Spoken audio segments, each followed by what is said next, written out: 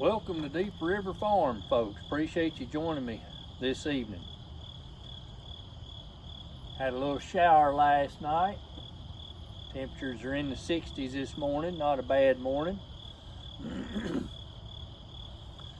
I was listening to the radio, and it seems like all they want to talk about is interest rates and the stock market.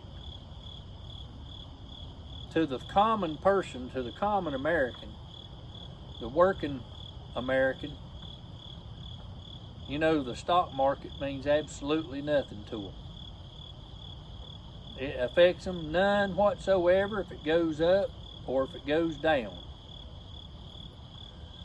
Because the average American has no stock. They might have a little 401k or something that they can barely afford to contribute to because they're raising a family. The wages are stagnated while the inflation skyrockets and no pay raises come about. You know, the stock market means nothing. They talk about dividend paying stocks and the interest rates and all that. You can't, the average person could care less. The average person gets excited when gas prices drop. You know, if gas prices would go down enough, it could mean the difference in being able to take a little trip somewhere.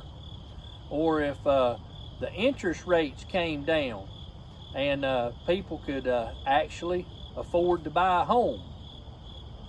If they would stop these corporations from buying all these homes and running the prices up in these areas, like allowing investment companies like BlackRock and Vanguard to buy up all these homes, driving the prices up, everyday Americans could afford to buy a home. So, you know, everyday Americans get excited when the price to eat is low, or the price of fuel oil is down, so they can afford to fill their fuel oil tank for the winter. Look at these people on Social Security. They've lived and worked all their life. They've got to the age where they retire. Some of them need to retire. They're not able to work anymore. And their homeowners insurance is $1,500 a year. And they only drawing $1,000 a month. It nearly takes 2 checks just to pay the tax or the homeowner's insurance. And then you got your property tax. You know, if you live out in the county somewhere and you're lucky, your homeowners or your property taxes is $1,200 or $1,300. But if you live in a city, you might as well double it. So then it's $2,400, and that's took up 3 checks. And then if they've got a couple of vehicles, you know, your car insurance is, you know, $2,400 or $2,500 a year. So there's 2 more checks. So, you know, they've already got 6 months worth of checks, and they can't afford to even eat yet, let alone go to the doctor or take any prescriptions they may need to take. That's how average Americans live. Barely getting by. They could care less about how the stock market's doing and things like that.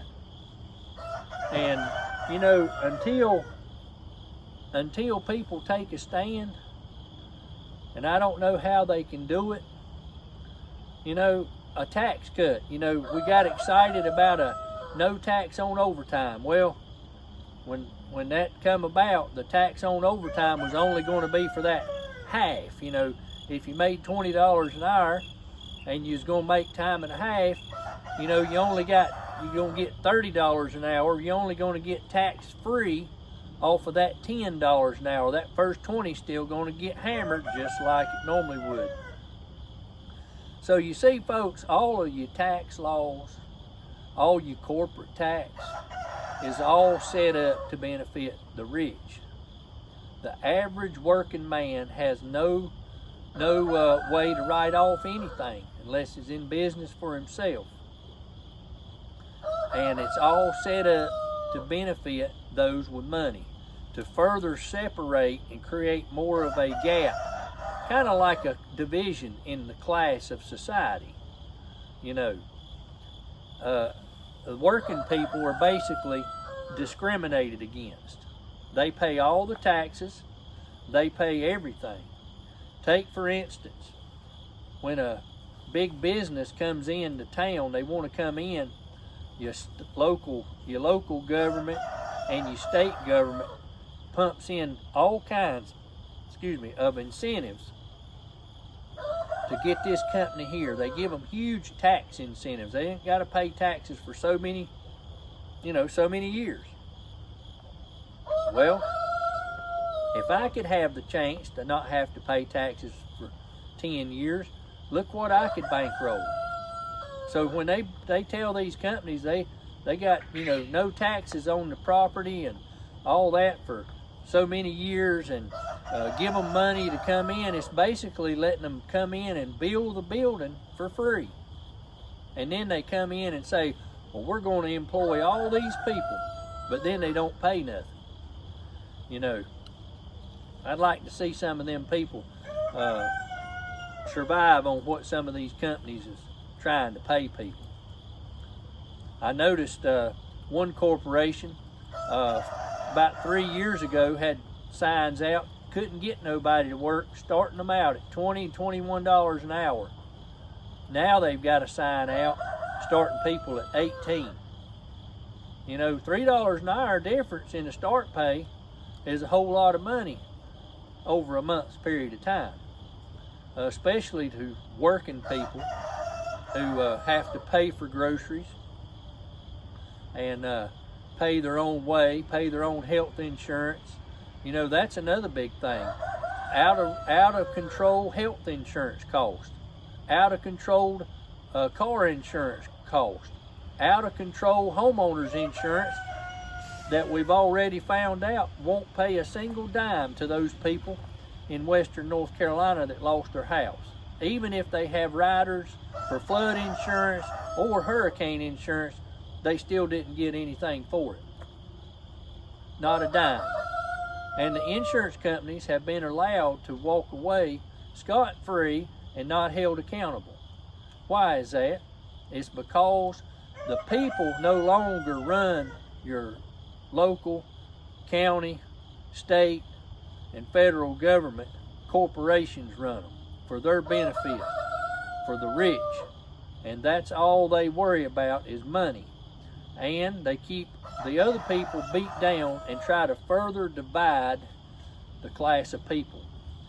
So I don't know the answer to it, but it's mainly the cost of insurance, medical care, prescriptions, taxes, and just inflation and interest rates is what's killing the middle class. I don't have the answer, but it's got to come to a roaring halt, or everybody is going to be homeless and hungry. I don't have the solution. If you've got a solution on what needs to be done, leave a comment, because I know just seeing what the senior citizens go through that's worked and paid taxes all their life, and they have to decide, can I eat today, or can I take my medicine, or I need to cut them pills in half because I can't afford to take them like I'm supposed to. And see, that ain't right, folks. There's all sorts of people out there that's too sorry to work. They sit on the couch and play games all day and have youngins, and then the government turns around and gives them incentives to have more youngins, and pays them more and gives them more food stamps and more welfare, more WIC, and that type thing, gives them better housing, Section 8 housing and things like that. I think they need to go back through, folks, and disqualify everybody that's on food stamps and make them reapply, and have character witnesses come in and vouch for what they are. If they able to, if my opinion, if they able to get to Walmart and ride one of them scooters around on two wheels and knock people over, they can sit at home and work from home on a computer, and these companies will train them. They can work at home and make a contribution to society instead of being a leech on society. I see people every day that's on disability that's out here fishing and hunting and running all over the place, while everybody, well, not everybody else, but other people are working. Used to, only senior citizens would be found out about during the day. When I was a kid, the people that had already retired. Most everybody else was working. But back then, the dollar meant something. The husband could work, the wife could stay home and look after the children and raise them until they got into school, and then she would go to work. And with the single income coming in, the household, the family still had plenty of money to be able to do extracurricular activities. They might can buy a boat or a camper.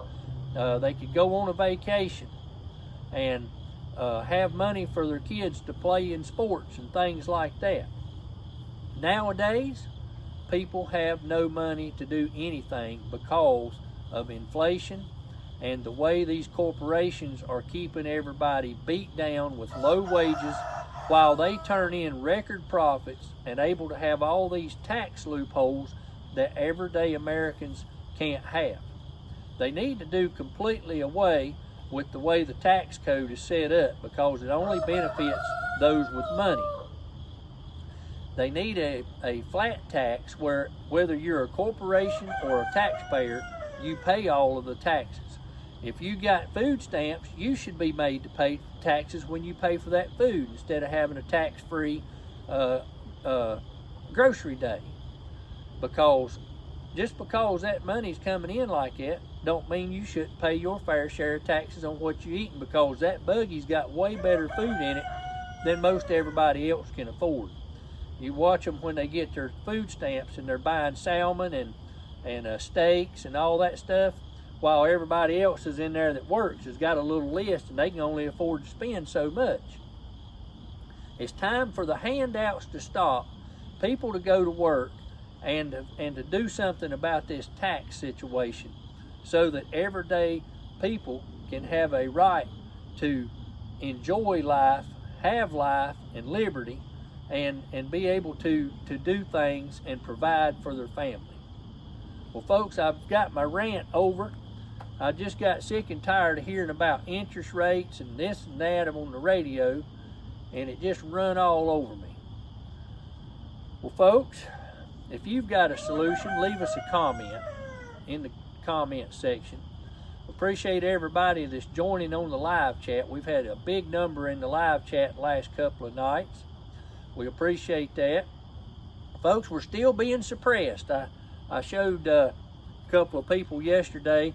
The number of subscribers to the channel is at 0. And we're continuing to lose subscribers. We're going into the negative now. Imagine that. As soon as we get to a point, they beat us back down, and then they don't want the videos to be seen because they don't like the truth. Well, that's what you're going to hear, people, is the truth. Well, folks, thanks for joining us here this morning on Deep River Farm. And we hope everybody has a blessed day. And y'all, we'll see you on the next video. Thanks a lot.